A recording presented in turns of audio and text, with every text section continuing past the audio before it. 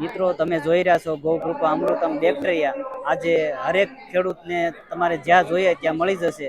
તો આપણને આ અમદાવાદથી જે આ સ્ટોલ લાગેલો છે કૃષિ મેળામાં, તો એના વિશે આપણને જણાવશે આ મિત્ર.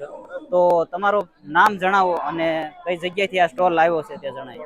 મારું નામ લાલજી સેલડિયા છે ને બંસી ગીર ગૌશાળાથી અમે આવ્યા છીએ. બરાબર, બનશે. અમે આ ગૌકૃપા અમૃતમ બેક્ટેરિયા છે અને આ 1 લીટરની બોટલ અમે બધા ખેડૂતોને અહીંથી ફ્રીમાં આપીએ છીએ. ફ્રીમાં.